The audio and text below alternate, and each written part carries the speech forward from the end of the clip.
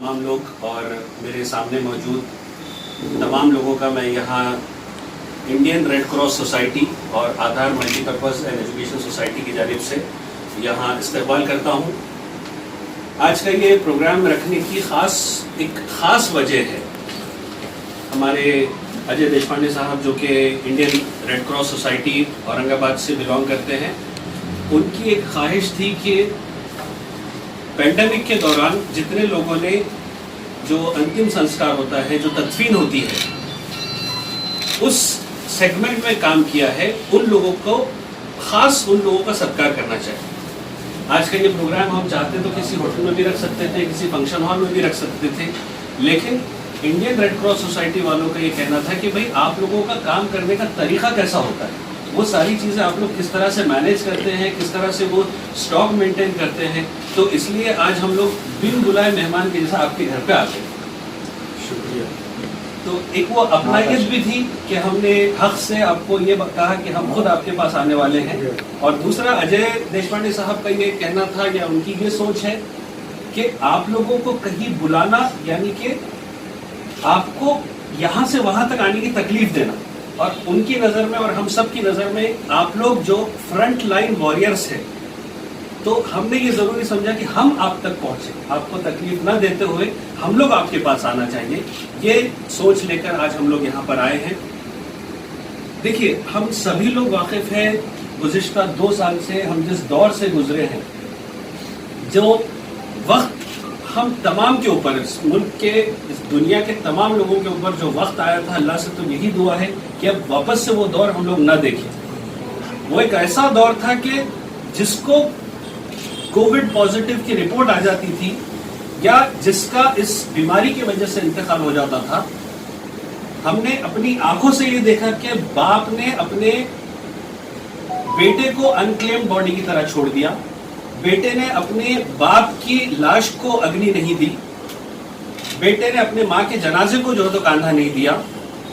ये एक साइकोलॉजिकल, हर इंसान इस बीमारी से परेशान था, और ऐसे दौर में आप लोग हैं, भाई का ग्रुप है, मस्तान ग्रुप है, आप तमाम लोग हैं कि आप लोगों ने ना धर्म देखा, ना मजहब देखा, न किसी का रिलीजन देखा, और आपने अंतिम संस्कार किया, आपने लोगों की तदफीन की।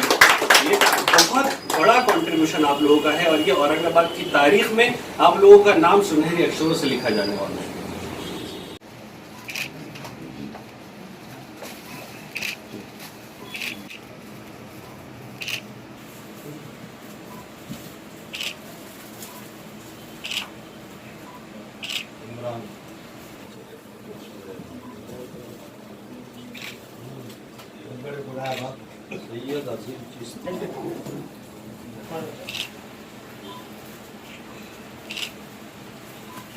अलीम मस्ता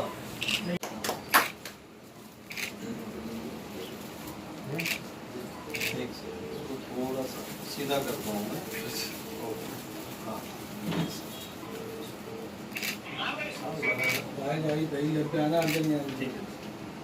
सैयद रिजवान अहमद,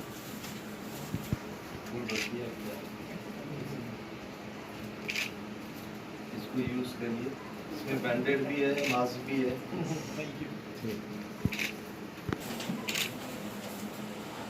सैयद फरहान अहमद,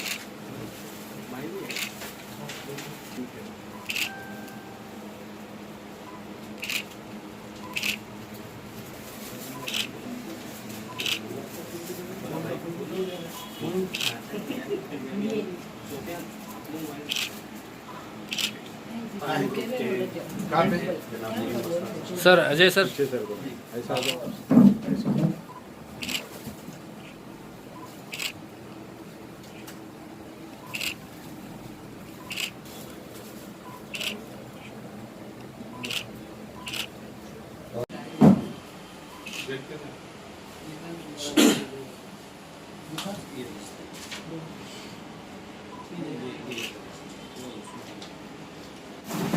अजय देशपांडे साहब, इंडियन रेड क्रॉस सोसाइटी और आधार मल्टीपर्पज एजुकेशनल सोसाइटी और yes sir facilities management LLP, इन सबका तहे दिल से शुक्रिया अदा करता हूँ कि वो हमारे घर तक आकर हमारा सत्कार करने के लिए यहाँ तक पहुँचे। अभी तक मेरा जाता ख्याल है 6 अभी तक वो लगे हुए हैं, तो देखिए अवार्ड नीचे 2 रखे हुए हैं। लोगों ने हमको अपने या तो हॉल पर बुलाया या किसी इवेंट पैलेस पर बुलाया और वहाँ पर बुलाकर हमको वो हमारे हाथों में दिए कार्ड। मैं आप लोगों का कहने से फिर से शुक्रिया अदा करना चाहूँगा कि आप हमारे घर तक आए ये सोच लेकर कि भाई हमको तकलीफ नहीं होना, आप लोग हमारे पास आए, इसके लिए मैं आप लोगों का तहे दिल से शुक्रिया अदा करता हूँ सबसे पहले। और रही बात कोरोना की, इसमें कोई शक नहीं, हम बहुत बहुत खतरनाक तजुर्बों से गुजरे हैं। इसमें यानी किसी फर्द का अगर इंतकाल हो जाता था तो सारे लोग भाग जाते थे और हमको फ़ोन करते थे। मोइन मस्तान है, मैं हूँ, हमारे 2-3 साथियों के जो नंबर दिए गए थे उनको फ़ोन करते थे कि भाई हमारे पास ऐसा कोरोना की डेथ हो गई और आप लेकर चले गए। वैसे गवर्नमेंट ऑफ महाराष्ट्र ने भी ये तय की थी, अभी कॉरपोरेशन के जरिए किसी NGOs को ही बॉडी देते थे। ये नज़रिए से भी लोग हम ही को फ़ोन करते थे। अगर हम पहुँचते थे वहाँ पर, मुसलमान अगर है तो बाज़ाब्ता गुस्ल दिया करते थे और पूरा कफन पहनाकर कब्रिस्तान में लाके नमाज पढ़ाई जाती थी जनाजे की। उसके बाद ही उसकी तदफीन अमल में आती। यानी पूरी इस्लामिक तरीके से जितना होना चाहिए था उतने तरीके से हम उनका तदफीन अमल में लाते थे। अब रही हिंदू भाइयों की हमारी बात, तो उनका भी हम जो है तो बॉडी रिसीव करते थे हॉस्पिटल से, वहीं से बॉडी में पैक करके दिया करते थे और उनको वैसी ला के हम जो एम्बुलेंस में वहाँ पर उनकी बाज़ाब्ता चिता सजाते थे लगे हुए हमारे हाथों से, मतलब उसकी वीडियोस भी है, मैं आपको बताऊंगा वो। और फिर अग्नि देना ये हमारे मज़हब में जो है तो मना है, किसी को जलाना, जिंदे को या मुर्दे को हम उसको जला नहीं सकते। इसलिए किसी एक फर्द को उनके ख़ानदान के दूर दूर भागते थे कि हम नहीं देते। बहरहाल मसान जो भी रहता था उसके हाथ से हम अग्नि देने जाते थे। फिर बाद में लोगों में डर ख़त्म हुआ धीरे धीरे, उसके बाद कोई ना कोई एक फर्द आकर अग्नि दिया करता था। बहुत मसाइल से गुजरे हैं इस दौर में। 160 लोगों की तदफीन करने के बाद मैं खुद कोरोना से मुतासिर हो गया। 10 दिन दवाखाने में एडमिट रहा। मेरे सारे दोस्त मुझे देखने के लिए आते थे बगैर किट के। अच्छा, कमाल की बात यह है, लोग असल में डर के मारे, खौफ के मारे ज़्यादा मारे गए। लोगों में जो खौफ था वो कोरोना हो गया, एक घबराहट सी होती थी और एक परेशानी में मुब्तला हो जाते थे और उनका इंतकाल हो जाता था। जो रेमडेसिविर इंजेक्शन दिया जाता था उससे होता ये था कि ब्लड प्रेशर और उसका शुगर बहुत हाई लेवल हो जाता था। मेरा शुगर 675 हो गया और BP तकरीबन 250। इतना BP और शुगर में बिल्कुल हाई लेवल पर हो जाता वो, यानी उसका कोई वही नहीं था। बहरहाल मैं तो रोज़ के 10-12 मरतबा हम किट पहन कर तो लोगों की तदफीन या अंतिम संस्कार कर रहे थे। मेरे पास वार्ड बॉय भी आता तो किट पहनकर, सिस्टर भी आती तो किट पहनकर, डॉक्टर भी आता तो किट पहनकर। अब मैं किट से कभी घबराया नहीं। असल में जो किट पहनकर जो करीब आते थे पेशेंट, उसी को देखकर मर जाते, तो मलिकुल मौत तो नहीं आ रही, मौत का फरिश्ता। बहरहाल मैं तो 10 दिन ऐसे गुजारा हूँ दवाखाने में, डॉक्टर को भी हंसाते रहा, सिस्टर को भी हंसाते रहा और वार्ड बॉय को भी हंसाते रहा। जब मेरा डिस्चार्ज हुआ तो यकीन मानो 2 सिस्टर तो रोने लग गई, भैया तुम जा रहे, बोले ये तो सारे लोग डरने वाले हैं, तुम कम से कम हंसाते रहते। बहरहाल इन हालात से गुजरे हम। मैं आप लोगों का, तमाम लोगों का फिर से शुक्रिया अदा करता हूँ कि आप लोग हमारे घर तक आए और हमारा सत्कार कर रहे हैं। हमारे ये मोइन मस्तान जो है इसमें बहुत अहम किरदार अदा किया है इन्होंने। आज दिनांक 16 सप्टेंबर 2021 रोजी Indian red cross society Aurangabad शाखा व आधार मल्टीपर्पज सोसायटी व यस सर पॉवर्ड बाय या तिघांच्या वतीने औरंगाबाद शहरामध्ये कोरोनाच्या प्रादुर्भावामध्ये जी महामारी उद्भवलेली होती, त्या महामारीच्या दरम्यान ज्या ज्या व्यक्तींचे निधन झाले त्या व्यक्तींच्या नातेवाईकांनी काही अपरिहार्य कारणास्तव किंवा काही गैरसमजुतीच्यामुळे त्यांच्या घरच्या नातेवाईकांचे, जवळच्या नातेवाईकांचे सुद्धा अंत्यसंस्कारासाठी त्यांच्या मनामध्ये काही शंका निर्माण झालेल्या होत्या.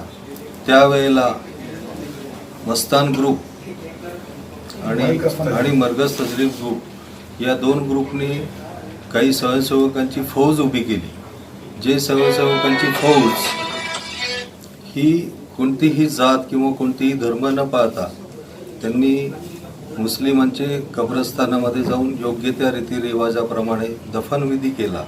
त्याचप्रमाणे स्मशानामध्ये उपलब्ध असलेल्या स्मशानजोगीच्या साह्याने हिंदू लोकांवरती सुद्धा योग्य त्या पद्धतीने अंत्यसंस्कार केले जातील याची खबरदारी घेतली. कुठल्याही जातीचा धर्माचा विधी निषेध न बाळगता त्यांनी हे जे काही मौलिक कार्य केलेले आहे हे खरोखरी स्तुत्य आणि प्रचंड मोठे गौरवास्पद आहे. याचे शब्दामध्ये वर्णन करणे हे खरोखरी कोणालाही शक्य नाही. तरी सुद्धा एक प्रशस्तीपत्र आणि एक छोटंसं टोकन ऑफ लव या पद्धतीने आम्ही त्यांचा गौरवान्वित करण्याच्या दृष्टीने हा कार्यक्रम आयोजित केलेला होता. Indian red cross society Aurangabad शाखा यांनी डॉक्टर सोहेल जोकीउद्दीन आमचे मित्र यांच्या कानावरती ही गोष्ट घातली तर त्यांनी त्वरित पुढाकार घेऊन याच्या संदर्भामध्ये योग्य त्या ग्रुप्सला संपर्क साधला आणि हा आजचा कार्यक्रम घडवून आणलेला आहे.